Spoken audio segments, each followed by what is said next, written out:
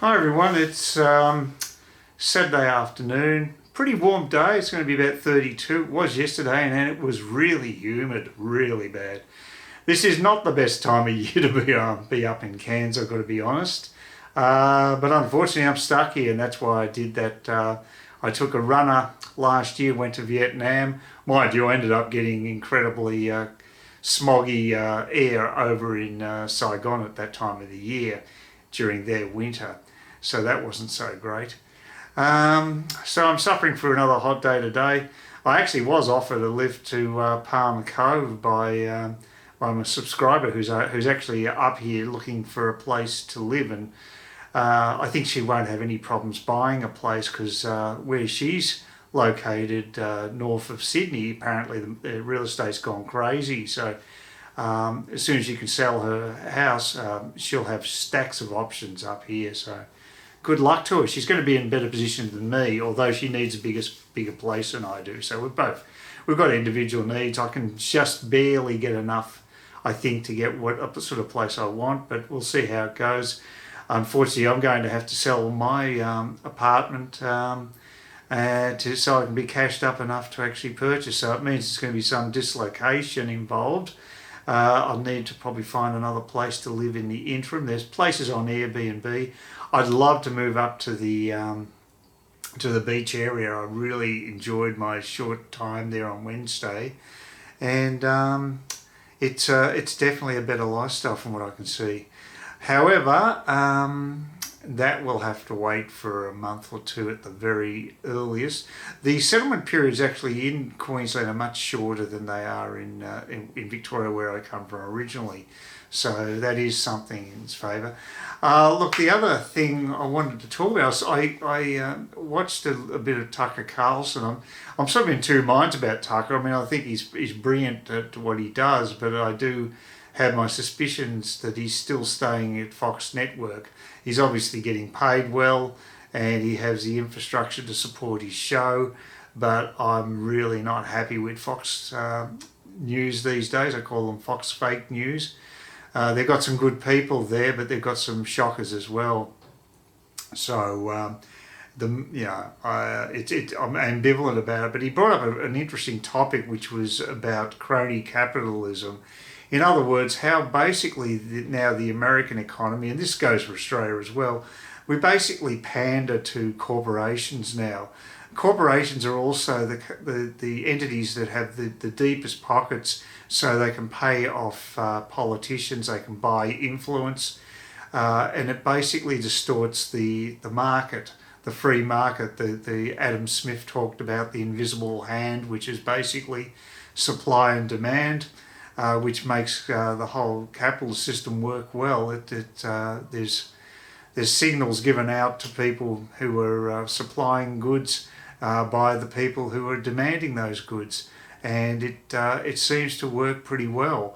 But it's been distorted because government keeps getting bigger and bigger, and government is giving the nod to corporations over small business. And small business are definitely the victims. And that's been brought into stark contrast during the COVID situation, where we've had businesses such as gyms and diners, restaurants, having to be penalised under COVID rules, whereas big companies such as Jeff Bezos's run Amazon go from strength to strength, making more money. I'm not a big fan of Bezos. I think he's a bit of a jerk, to be quite frank. But he's in the box seat because governments pander to corporations, and it is a distortion of the free market. In a perfect world, you wouldn't have the governments interfering at all with the trade that's carried out between customers and producers, but that's not the way it is, unfortunately. There's lots of distortions. In Australia, we have a major distortion where the government is scared to see a fall in the housing market, and now has basically the Reserve Bank has reduced interest rates to the rock bottom, and now we've got another housing boom taking place, which is a post-COVID housing boom, and basically makes it impossible for first home buyers, for many of those, to get in the market. It's just not good enough. And that's another example. That's not so much the corporations, though the corporations in Australia as well as in America do well because governments bring in regulations that small companies don't have the infrastructure to handle. It's easy for a big corporation to have an HR department which is basically carries out politically correct policies that can be quite complex because they have the resources to do that. Small businesses don't. This is where it's all wrong. And during COVID, they keep switching off small businesses from trading from time to time. They let them open, then they shut them, and then they put these conditions on them. But then you'll have places like Walmart, which is a huge retailer in the US, just keeps trading without any restrictions with people indoors. And the same goes for Amazon. They just keep making money by the millions, and they're basically penalising the small guy. It's disgusting and it stinks, and it's crony capitalism, and I think Tucker Carlson is spot on bringing it to our attention. So in spite of the fact that Tucker Carlson is supping with the devil, in my opinion, by staying on Fox, his actual show seems to be as poignant as it has in the past. So it's a bit frustrating for me. I like listening to him. I just wish he'd find another platform. But that's maybe just me. Anyway, I've got a story here today, and it's regarding Australian trade with China, and it's on news.com.au. Not my favourite source of news. However, this is in the business section, and I think it does make some interesting points about what's happening between Australia and China regarding trade. An expert has suggested Australia should learn from the mistake of putting all our eggs in one basket with China amid deepening trade tensions. Well, there's no doubt that they exist. A highly respected academic, that's a phrase that's got a red flag straight away. Anyway, a highly respected academic has issued a veiled criticism of Australia's heavy reliance on China trade agreements over the years amid the current trade war with the market powerhouse. It comes as tens of thousands of people in China flock to the country's social media platforms to complain about the new electricity restrictions in the country's central and eastern provinces following a ban on Aussie coal. Oh, so they do need our coal. So why are they all those container ships moored off the coast and not allowing them to dock and actually take delivery of that coal? It's just politics, and of course, being the CCP, Chinese Communist Party, doesn't give a stuff about the welfare of their population. They just give them enough to make sure they don't revolt, but they may well revolt. They may well start marching in the streets. I've got a feeling tensions are rising quite precipitously in China right now. Professor John Blaxland from the College of Asia and the Pacific at the Australian National University today said China punishment to Australia, having restricted many sectors in recent weeks, will ultimately lead to the country's reputation being damaged and potential repercussions from the World Trade Organization. Well, China has done so much damage to its reputation, it's not funny. It's been quite dramatic how much it's gone on the nose since the COVID situation. This has just been 12 months of hell for China, and it's not going to end until I think Xi Jinping finally meets his demise, if he does. I just hope he does for the sake of Chinese. However, he added that Australia had some blame to shoulder, having put all its eggs in one basket in trading near exclusively with China. Well, we certainly have left ourselves open, and we have been rather naive, but more so than many other countries. So there is some truth in that, I think. Global trade is a dynamic equilibrium, so while China thinks it can seek to punish Australia by suspending trade on a number of products that it feels it has a degree of leeway over, notably not iron ore at the moment. No, they need our iron ore, and we're quite happy to just hand it over to them. We should just put a break on that to make our point about the coal. Then I think they'll start buying our coal again. The bottom line is they're going to stop buying from us and buy from someone else. Then those other people are going to sell to China, leave an opening for Australia to sell as well, Professor Blaxland said. He added that Australia's steps in seeking dispute resolution assistance from the World Trade Organization would send an important global message. I'll say one thing about Scott Morrison. I'm not a huge fan of Scott Morrison. I saw an article in Sky News Australia. Well, it was a report, a video report, and they made a good point that Scott Morrison is being strong on China, and that's good. He's definitely differentiated us from other countries on that route, and I think that's great.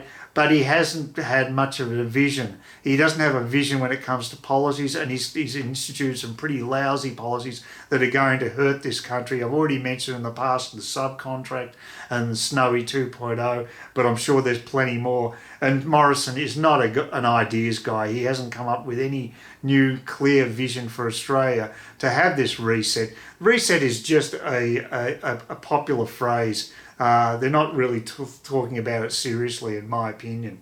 It comes after the trade superpower rolled out harsh restrictions on many Australian sectors, including wine, timber, barley and lobsters in recent weeks.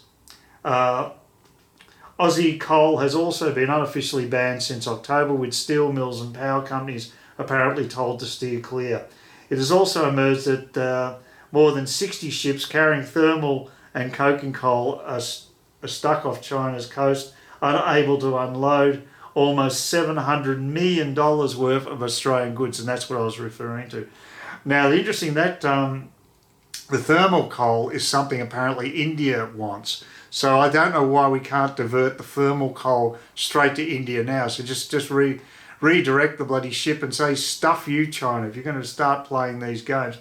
I mean, we have a contractual obligation, presumably, to deliver this coal. But if we're going to have an obstinate customer like China, I think we need to play hardball, personally.